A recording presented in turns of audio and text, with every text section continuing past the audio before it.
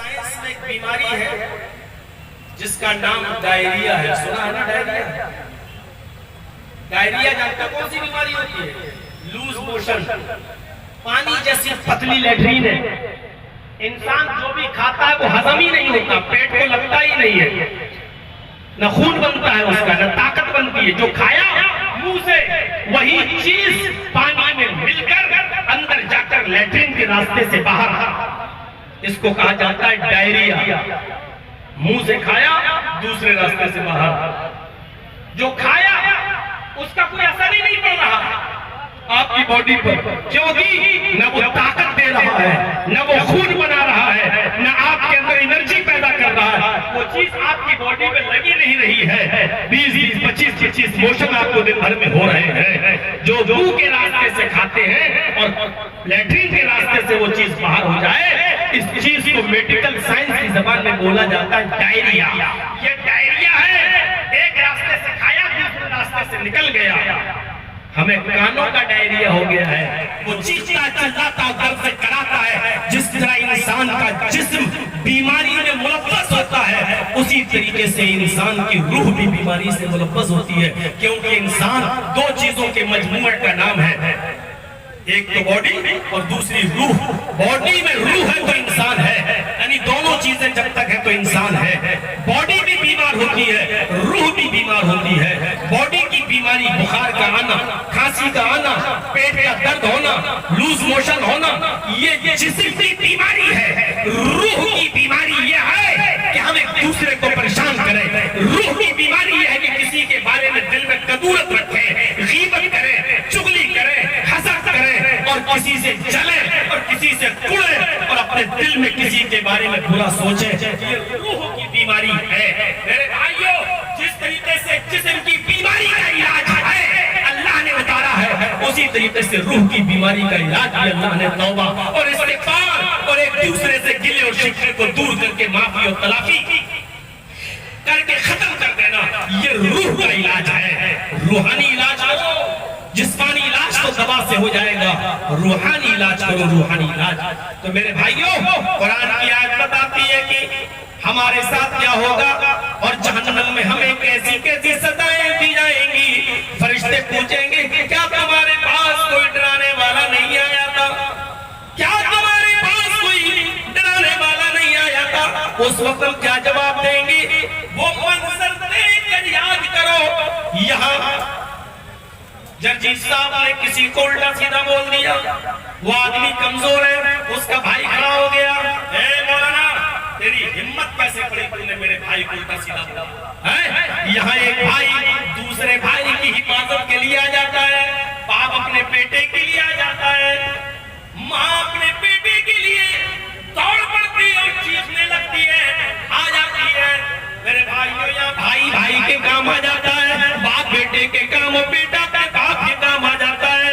यहाँ माँ अपनी बेटी और बेटी अपने माँ के काम आ जाती है, शौहर अपनी बीवी और बीवी अपने शौहर के काम आ जाता है और आ जाती है। लेकिन इस मंजर को भी तो उठाओ, देखो, गौर करो, सोचो। यौमा यफिर्रुल मर'उ मिन अखीही व उम्मिही व अबीही व साहिबतिही व बनीही। कुरान कह रहा है, कौन इनकार कर सकता है कुरान की इस आयत का? यौमा यफिर्रुल मर'उ मिन अखीही, आदमी अपने भाई से भागेगा। कयामत के दिन जो नजर पड़ी है मेरा भाई भागेगा। क्यों भागेगा?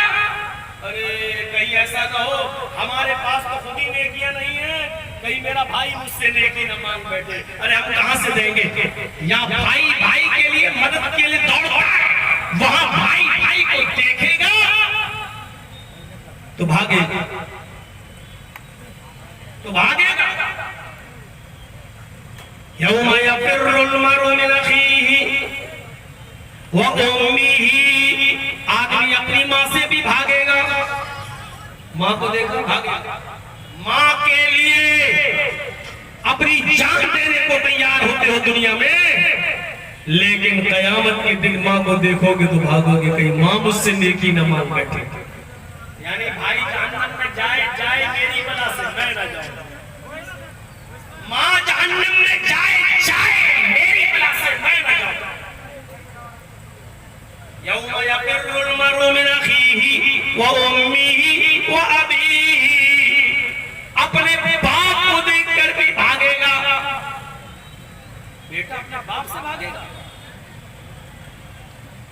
दुनिया में मोहब्बत बाप को बेटे से और बेटे को बाप से होती है। मैंने भी अपने बाप का इलाज कराया, लखनऊ की गलियों में फिरता रहा, कांधे पे उठाता रहा, चल नहीं पाते थे तो गोद में लेकर सीढ़ियों पे उठा उठाकर हॉस्पिटल में लेके जाता रहा। उस वक्त एहसास हुआ कि बाप क्या चीज होती है। गौर कीजिए, आखिरी वक्त सांसें अटकी हुई थी, मैं उनके करीब था, उस वक्त देखा रूह निकलने का मंजर क्या होता है। जैसे जैसे वो मौत के करीब होते गए, आंखें अश्कबार होती गई। ये मोहब्बत होती है बाप को बेटे से, बेटे को बाप से। लेकिन कयामत के दिन ये मंजर होगा कि बाप पर नजर पड़ी तो बेटा भागेगा, मेरा बाप मुझसे नेकी न मांग बेटे। वहां दिमाग ऐसा ही कर दिया जाएगा, वहां जहन ऐसे ही हो जाएंगे। मेरे भाइयों, जो दुनिया के अंदर एक औरत अपने शौहर को दूसरी औरत बर्दाश्त नहीं कर सकती है कि वो मेरी जिंदगी में आ जाए। मेरे भाइयों, जब एक मर्द को वहां 72 हूरें दी जाएंगी तो वहां की औरतों का और दुनियावी बीवी का हाल ये होगा कि उसको कोई ऐतराज नहीं होगा, क्योंकि वहां जहन ऐसा ही कर दिया जाएगा, क्योंकि वहां जलन खत्म हो चुकी होगी, हसद नाम की कोई चीज नहीं होगी।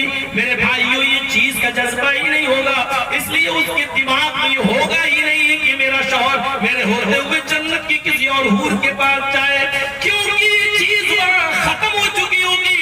ये हसद, ये कीना, ये बुग़्ज़ निकल चुका होगा और अल्लाह ऐसा मिजाज बना देगा कि वो परमिशन क्या, वो खुद चाहेगी कि तुम इसके पास भी जाओ, उसके पास भी जाओ। मेरे भाइयों, ऐसा सहन होगा कि जब बाप को देखा जाएगा तो बेटा अपने बाप को देखकर भागेगा। आज मुझसे मेरा बाप एक नेकी न मांग बेटे। हाँ, इस मंजर पर गौर करो। यौम यफ़िर्रुल मर्'उ मिन अख़ीही व उम्मिही व अबीही व साहिबतिही व बनीही व साहिबतिही व बनीही। लफ्ज़ साहिबती पर गौर करो। और वो उसकी